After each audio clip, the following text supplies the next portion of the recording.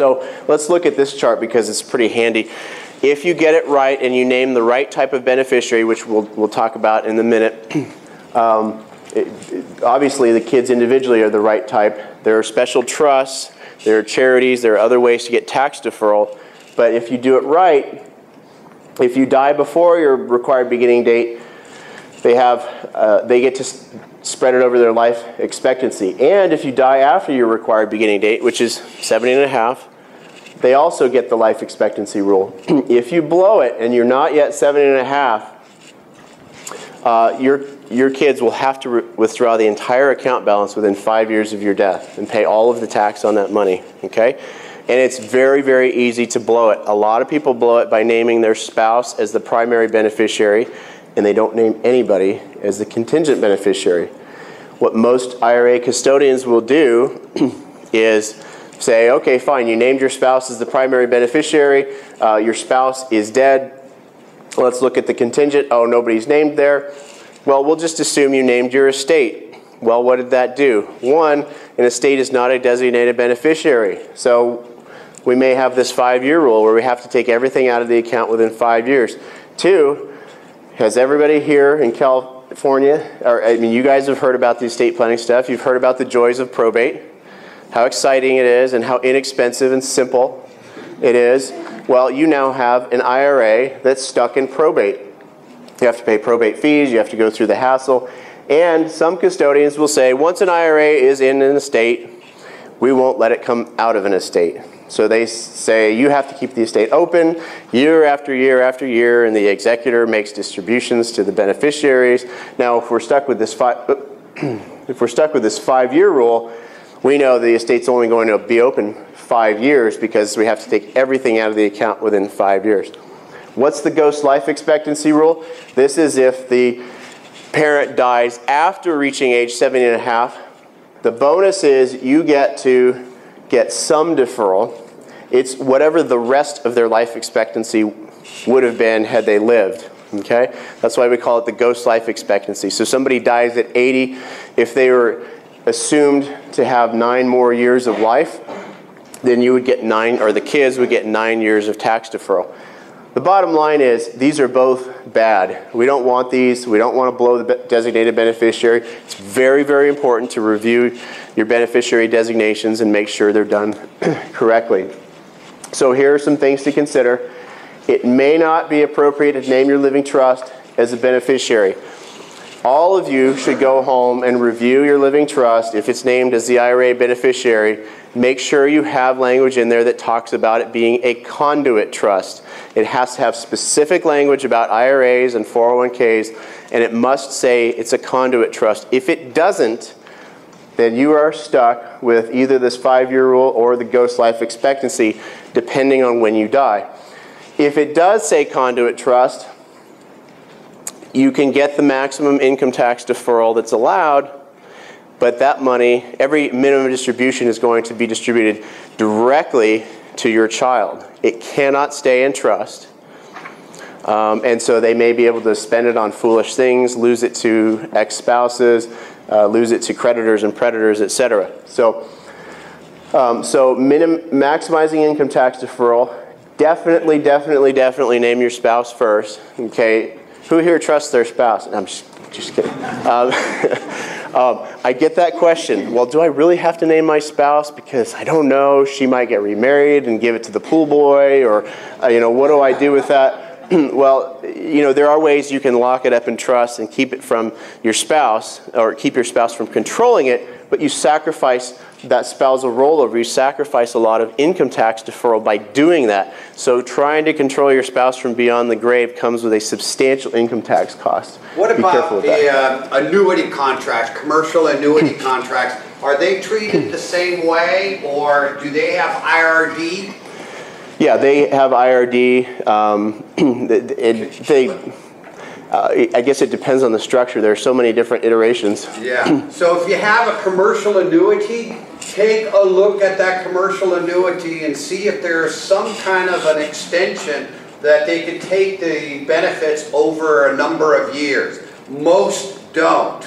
Yeah, sometimes the annuity will actually allow you to eliminate the possibility that the kids could withdraw excess amounts from the IRA over time. Let's see. And then, of course, we'll talk in a little bit about leaving assets to charities. We've got issues of people who have blended families, financially immature children, protection from lawsuits, children with special needs, etc. So here's sort of a cheat sheet for you on how to do it. Name your spouse as primary beneficiary and your children as contingent beneficiaries. That maximizes your tax benefits, but there's no ability to control the actions of the kids. Okay? Name your spouse as primary beneficiary and charities or your living trust as contingent beneficiaries. If the living trust is drafted properly and has the conduit provisions, that will give you the maximum income tax deferral. It does not protect the kids against lawsuits, creditors, predators, etc. The third one, we'll talk about this in a minute, is creating a standalone retirement trust. So you name your spouse as primary beneficiary and you create this special trust as the contingent beneficiary of the IRA. It's what we call an accumulation trust, which means as the minimum distribution is made, let's say the granddaughter who's age 82, who has an 82-year life expectancy at birth, as that 182nd, 181st, 180th distributions come out of the IRA, it can be accumulated inside of the trust and not distributed to her. It doesn't have to be distributed at 18. It doesn't have to be distributed at 30 or 70 if mom and dad didn't want that to happen. Or if the trustee says, you know what, your generation is not the responsible one. We don't want the money going to you. We're going to save it for the great-grandchildren. Whatever the case may be, it allows you flexibility to keep those assets out of the hands of people you don't want getting them.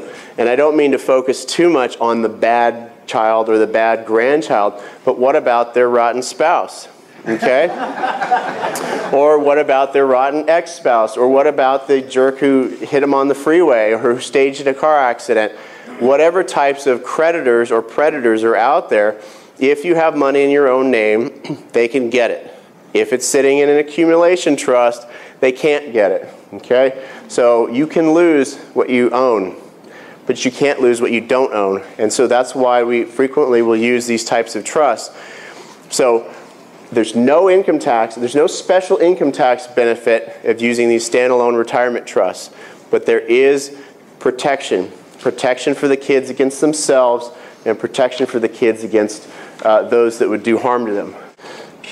Okay, so here's why we leave it in trust: creditor protection, divorce protection. We keep it in the family. We can provide incentives to the kids. We say, look, you can get money out of the trust for this good purpose, like a first home, cost of a wedding, higher education, but not for the Maserati dealership, etc.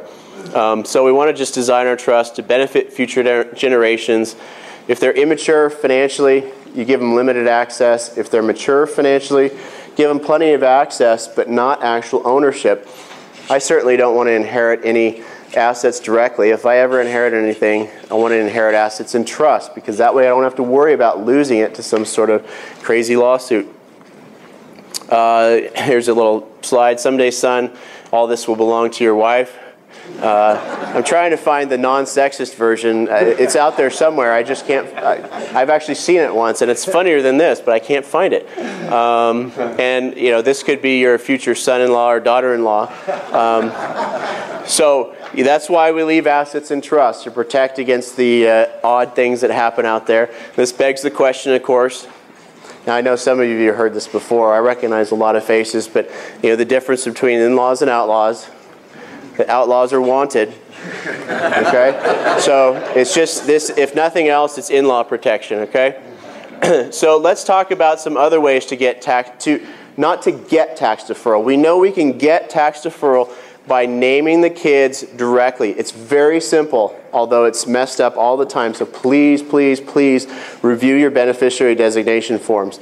But if you don't want to name the kids directly, and you don't like the idea of the standalone retirement plan trust, or maybe that's not a fit, another alternative, especially if you're charitably inclined, is a charitable remainder trust. You can take your IRA and gift it to this charitable remainder trust that will provide income to your child over the child's lifetime, okay? Not just their life expectancy. So that baby girl who was just born, it doesn't provide income just until she's 82. It provides income. If she lives to 110, it provides that income. Now we want to make sure we're careful with the distribution provisions, that they don't exceed the investment returns, etc. But it's a very nice tool to provide a lifetime of income. Whatever's left at her death goes to charity. Now, she's not the best example because she's so young.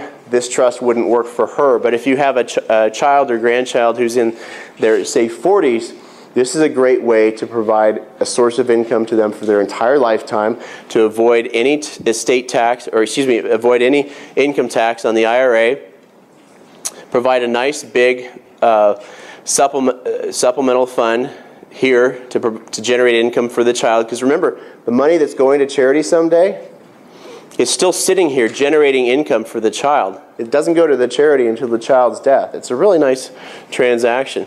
Charitable gift annuity is very similar, except that in this case, you're gifting your IRA directly to a charity that has a license to issue a gift annuity, or as I heard, I don't know if you'd said this to the broader audience, that you can, if you want to get a gift annuity and name your favorite charity as a beneficiary and they don't have a license, you can work with other charities like the Orange County Community Foundation. They will issue a gift annuity and then make your favorite charity or charities the beneficiaries at, at death.